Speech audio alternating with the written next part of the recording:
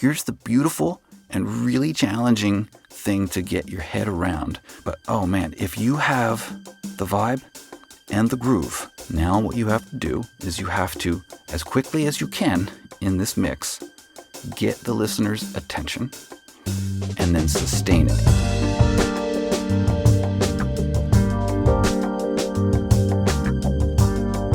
Welcome back to Kush After Hours. My name's Gregory Scott. It's been a hot minute. You may notice a change in my surroundings here. It's very different in here. My life is different. Lots happened in the last 2 years, and I've learned a lot, and I'm looking forward to getting into all that with you. But before I do that, I think I want to bring everything back to maybe the most basic, fundamental, and deceptively simple question that I could possibly ask you, which is when you go to build a mix of a song, right? You got a song, got your tracks, got your workstation, gonna mix your song. What are you doing? What's your job? A lot of people on YouTube talking about mixing and production and engineering and all that stuff. I don't know that I've heard anybody ask this question. So there are some surface level answers to that. It's to blend all these sounds together until you have a coherent kind of a mix, maybe terms like glue and clarity and punch and definition. So setting aside the technical, that your job is to take all of these tracks and blend them together so that you get this resulting mix. That's the obvious, easy, simple answer. But really, your job, our job as mix engineer, is to create a mix such that when people listen to that mix, they feel things. Hopefully they feel things right from the get, and then at certain moments all through the story of the song, and then at the end of the song, a feeling lingers.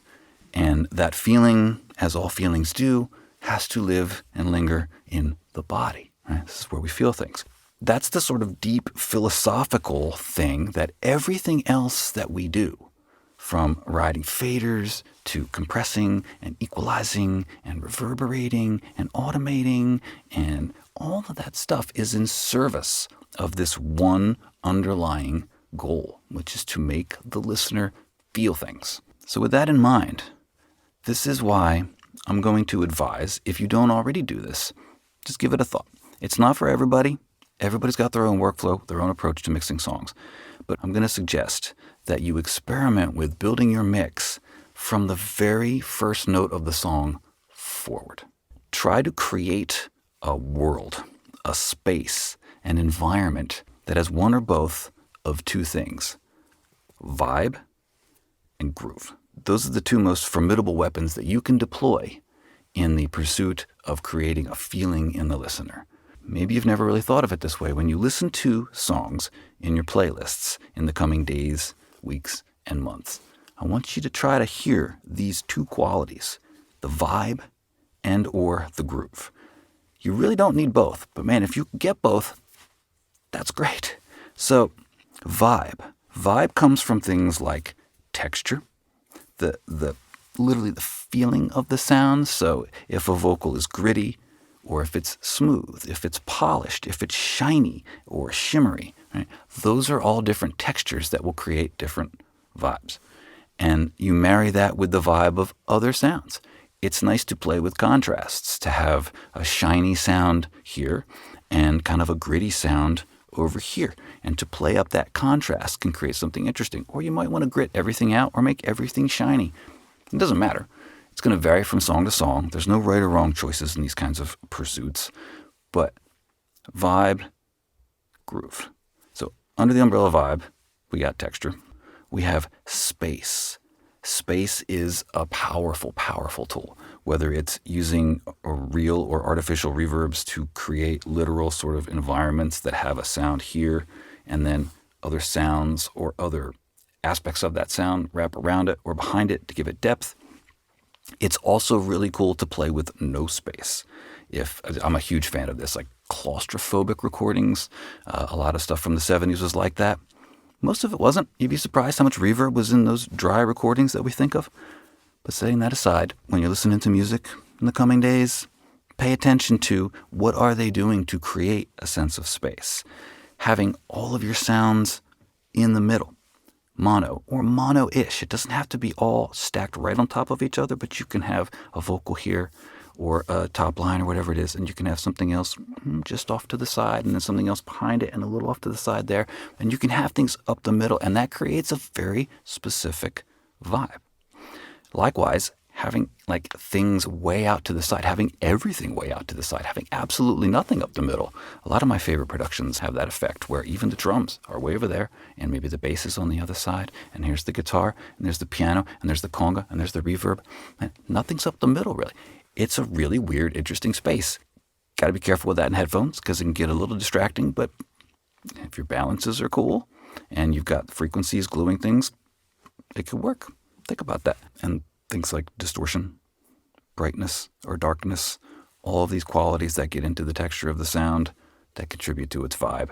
The vibe of all the individual sounds stacking up to create the vibe of the overall production. Vibe. Groove on the other side of the equation. Groove is one of those things that it's like porn. Like everybody knows what it is. You know it when you see it. It's really hard or impossible to define. The way that I think of groove is that it's the weird alchemy that happens when two or more different rhythms overlap. And then their overlap creates new, pressure gradients is how I hear it in my room. There's all kinds of ways to hear or feel groove and to present a groove. But the idea is that you put in all the sounds that are happening in a given moment of a song, and together they create a family of really what they are is rhythmic envelopes that are happening in time and in space, in the frequency domain and in the nonlinear domain. And the net effect is that it all breathes and moves kind of as one. And the more dramatic you can be about making that a coherent movement, and the more coherent you can get it so that it's not just this little thing that's happening, but the song is really those kinds of things. When you can get pressure gradients happening in the room, that will hit the body that way, and we will have this visceral reaction to it. Doesn't mean we're going to like it, but that's okay because it's not your job to get anybody to like the song. It's just your job to get them to feel something, and then what they do with those feelings is their business. But if you get people feeling things in response to the music, you've done your job. And here's the beautiful and really challenging thing to get your head around. But oh man, if you have the vibe and the groove, now what you have to do is you have to, as quickly as you can in this mix, get the listener's attention and then sustain it. Now, if you've ever tried to sustain a human being's attention, like I'm trying to do right now with you, it's an art. Hopefully what you haven't noticed is all the things that I'm not doing as I talk to you. I'm not talking to you unblinking in a monotone voice with the same rhythm happening over and over so that you can predict what I'm saying, right? I'm going to lose you so quickly if I do that. My voice is modulating up and down to make my points. I will rest and then wait a beat too long just to get your attention back. There's all these things. I don't think about this shit when I'm communicating. You don't either. Nobody does, but some people are better at it than others, and they're better at holding people's attention. They're better at telling a story, and they're better at delivering the punch of the story. That's what you got to do. You got your vibe, you got your groove. Now you have to use those to tell the story of the song.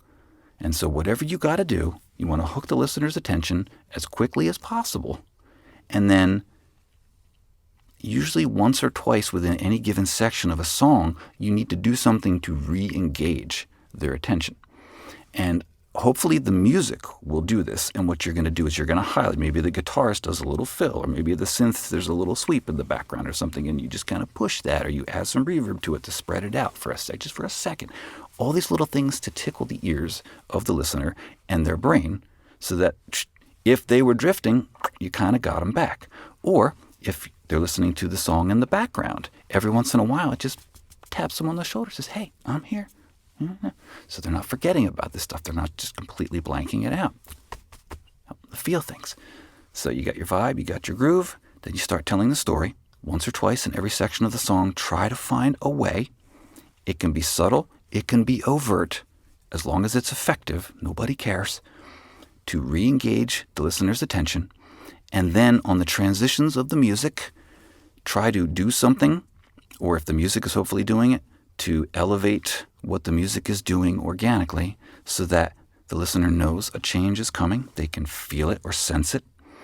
And then when it actually happens, it's undeniable that we've entered a different section of the song. And then, again, the game continues. Keep their attention going through that section of the song.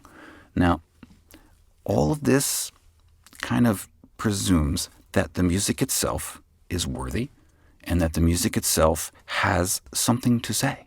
The music has something that can connect with a listener somehow. Now, odds are, if somebody has gone through the effort of writing and completing a song, there's something in there, because that's not an easy freaking thing to do. You probably know that. I certainly know that's not easy to finish a song. And so if somebody got it done and they liked it enough to see it through and put it out into the world, somebody else is going to like that. 1 person, 10 people, 1,000 people, 1,000,000, I don't know. Doesn't matter. Just, it's in there. Trust that. Mine for it. Have faith in it. Listen for it. Connect with it on its own terms. Don't try to make it something it's not. And draw out every possible thread and moment of interest that you can. If it's not there, use some production trickery to generate some. That's what effects are for. And hopefully get the listener from the start of that song all the way to the end. Have them feel things along the way and leave them with a feeling in the body that lingers so that they can remember that song and maybe want to hear it again. If you do that, man, you have achieved something extraordinary. And that, I posit to you, is what we're all trying to do here. So as you watch this channel and any of your other favorite channels, and you're watching people doing things with plugins, doing things with their workstation, adding things, sample replacing, whatever the hell it is they're doing, try to always keep in mind what this is all for, why we're doing it. It's to create a feeling. And we do that with vibe and groove and telling a story from start to finish. So that's what I got. That's my hot take for the minute. It's good to be back. Hopefully you enjoyed this. Got a lot more coming. Hopefully you'll enjoy that too. Thanks so much for listening. My name's Gregory Scott. I will see you soon.